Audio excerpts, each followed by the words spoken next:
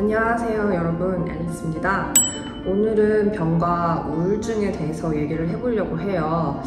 저의 얘기를 간단히 전달을 해드리면, 저는 병원에서 나오자마자 이 병을 이제 스테로이드로 많이 다스리니까 스테로이드를 먹으면 얼굴이 달덩이처럼 변해요. 그래서 그 부작용과 함께 체중이 한 8kg에서 12kg 정도 빠졌기 때문에 제가 그때 당시 운동을 열심히 하고 있었거든요.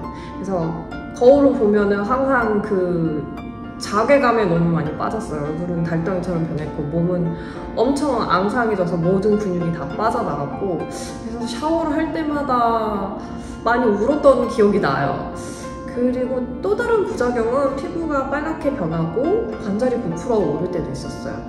그리고 이제 아무래도 아직 안정기는 아니다 보니까 혈변이 계속 섞여서 나오는데, 그때 동반한 빈혈이 저를 좀 괴롭게 만들었고, 그리고 각종 염증은 다 달고 살았던 것 같아요. 성인 수두, 뭐 관절염, 폐렴, 안염, 심지어는 자궁의 면역력 문제 때문에 자궁 이형성증이 암으로 발전하는 단계까지 와서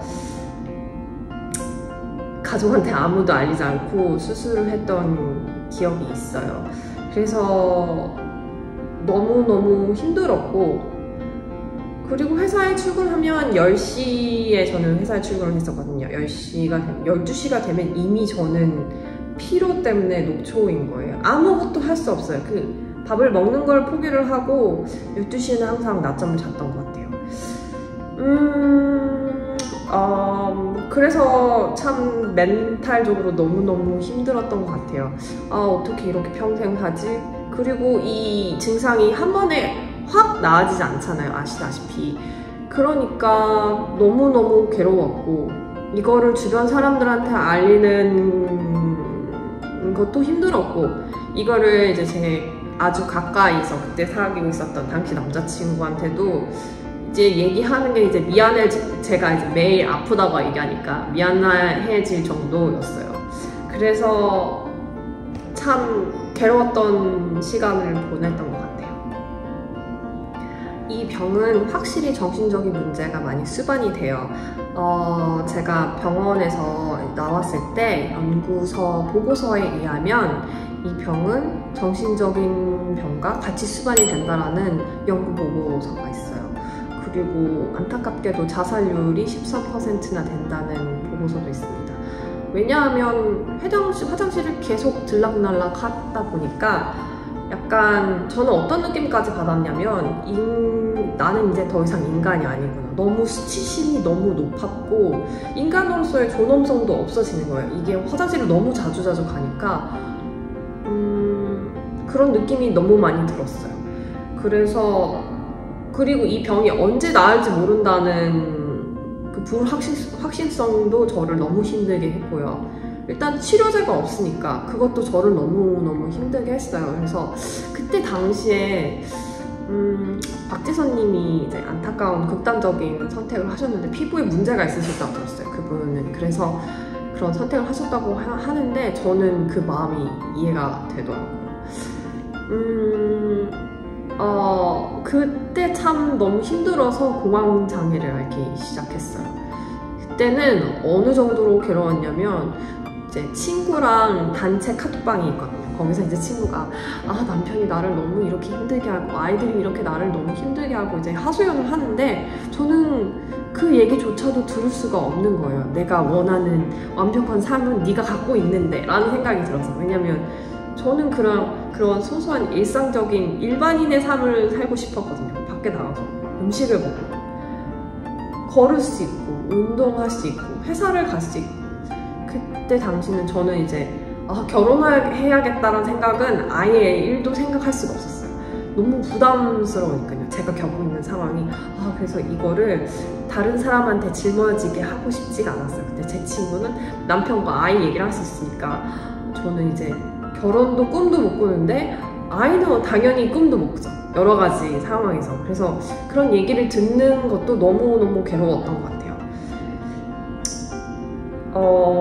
그리고 이게 겉으로는 이제 잘 드러나지 않는 병이다 보니까 이거를 상대방한테 이해시키는 게 참 어려웠던 것 같아요. 제가 친구들한테 이런 난 지금 이런 병을 갖고 있어 해도 친구들은 그냥 장이 염증 정도가 있구나 라는 정도로 저를 치부했었던 것 같아요.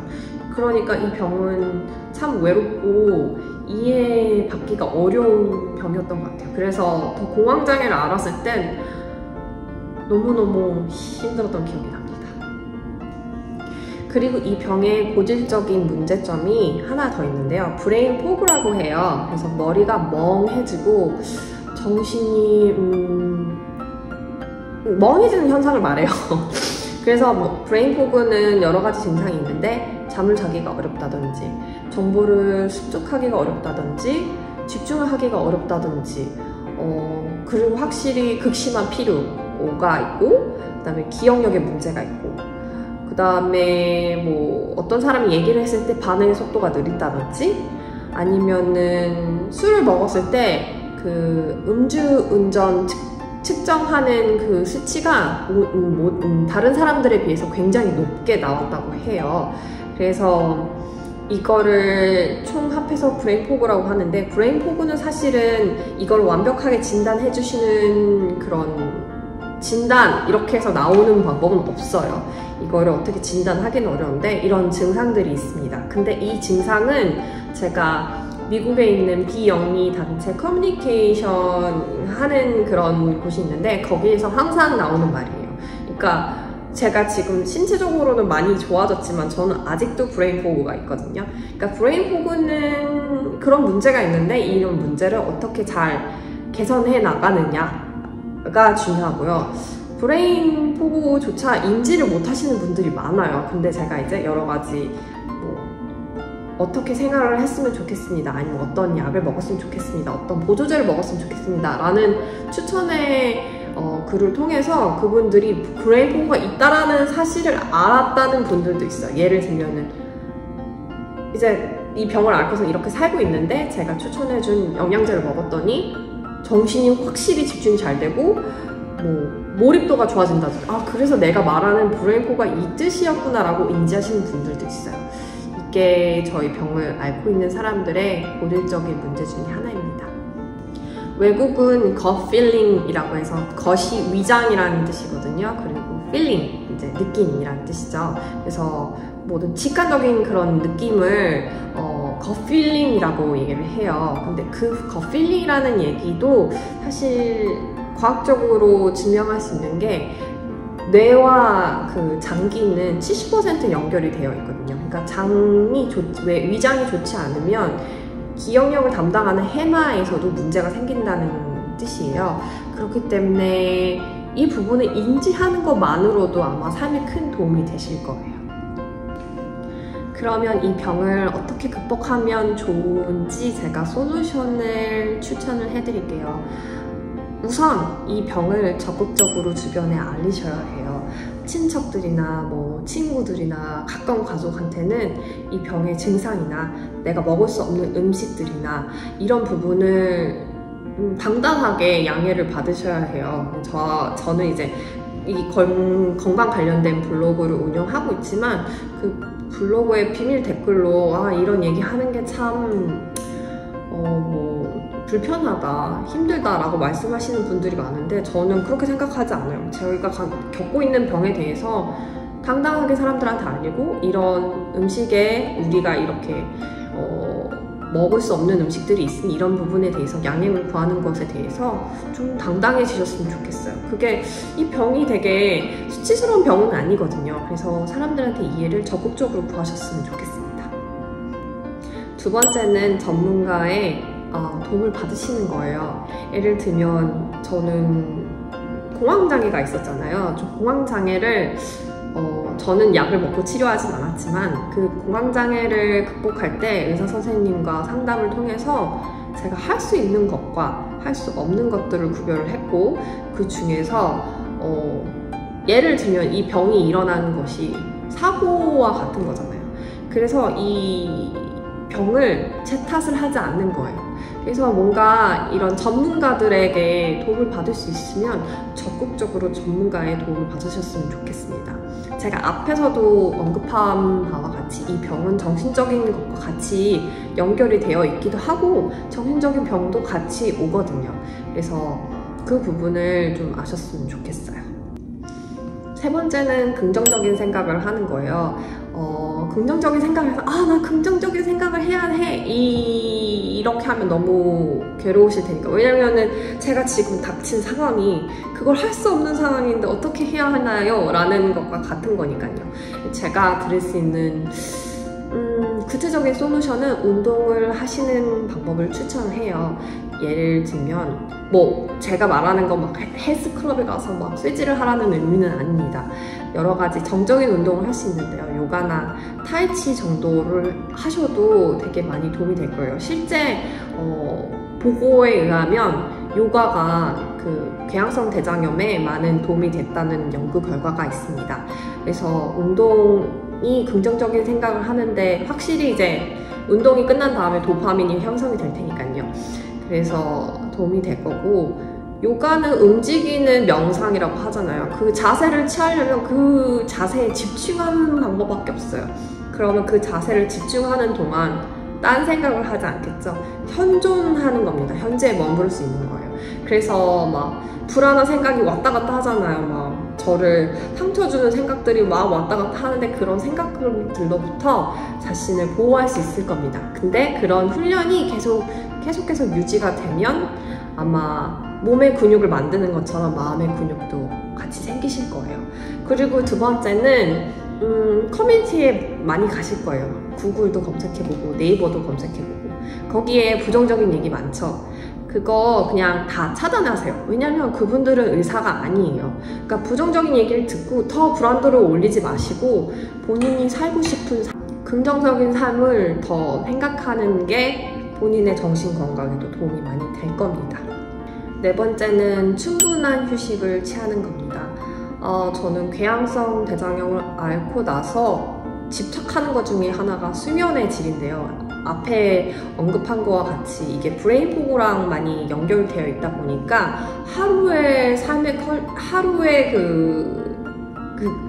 퀄리티는 제가 어떻게 휴식을 취했느냐에 따라 다르더라고요. 그래서 한국에서는 제가 한 번도 8시간 이상 자본 적이 없는데 호주에 와서는 8시간 이상 자려고 엄청 노력하고 있습니다. 그래서 병에 걸린 이후부터는 8시간 이상 자려고 하고요. 제가 만약에 8시간 이상 자지 못했다면 낮잠이라도 꼭 자려고 노력을 해요. 근데 이 모든 노력을 했는데도 좀 피곤하다, 많이 나아지지 않는다 하면 그냥 잘 쉬어요. 그냥 그날은 반차를 내고라서라도 잘 쉽니다. 왜냐면 이 세상에서 가장 소중한 거는 저니까요. 그래서 잘 쉬어주고 많이 걸어요. 많이 걸어서 정신적인 우울증 환자의 뇌를 보면 한쪽 뇌를 많이 써서 걱정하는 그쪽의 뇌를 많이 써서 뇌의 쓰임새가 높게 나와 있잖아요. 그 부분을 맞춰주기 위해서 많이 걷는 거예요. 걷다 보면은 그런 부정적인 생각이나 그런 것들에 대해서 벗어날 수 있고 갑자기 솔루션이 나올 때도 있어요. 그렇기 때문에 그것들을 많이 추천드립니다. 다섯 번째는 좋은 음식을 먹는 겁니다. 재미있는 실험이 있어요. 왓친이라는 책에 보면은 설탕물을 먹은 A그룹과 좋은 질의 과일주스를 먹은 B그룹이 각각 설문지를 풀게 하는 실험이 있는데 설탕물을 먹은 그 그룹 A의 그 정답률이 현저히 낮은 결과를 볼 수 있어요. 음식을 먹으면 음식은 보통 사람의 몸에 8시간 정도 이제 머물러 있게 되는데 우리 같이 이제 면역 관련 질환은 염증 반응에 좀 민감하기 때문에 질 좋은 음식을 먹지 않으면 몸에서 이렇게 막 격렬하게 싸우는 반응이 일어나요. 그렇기 때문에 앞에 그 그룹도 제가 말씀을 드렸지만 음식의 질은 정말 중요합니다. 이게 브레인 포고에도 영향을 미치고요. 우리의 몸을 재생시키는 데도 많은 영향을 미쳐요. 그리고 제가 항염증성 라이프 스타일을 번역해서 제 블로그에 올린 적이 있었는데 거기에서는 구구절절 나오는 게 음식의 질에 대해서 설명을 합니다. 뭐 예를 들면 설탕을 먹어야 하는데 우리가 그냥 설탕을 먹을 것인가 아니면 대체 설탕인 스티비아를 먹을 것인가에 대한 그게 인슐린 저항성이 어떻게 반응을 하는가 라는 내용까지 나와 있어요. 그러니까 뭐 한 끼 정도인데 뭐 이렇게 생각하실 수도 있겠지만 그 한 끼는 우리 몸에 8시간 동안 머물러 있다라는 것도 잊지 않으셨으면 좋겠습니다. 그래서 제가 드린 솔루션은 여기까지고요. 저도 공황장애를 알아봐서 너무 잘 알고 있지만 제가 드리는 솔루션이 모두에게 도움이 되셨으면 좋겠습니다. 오늘도 하쿠나 마타타 여러분 안녕.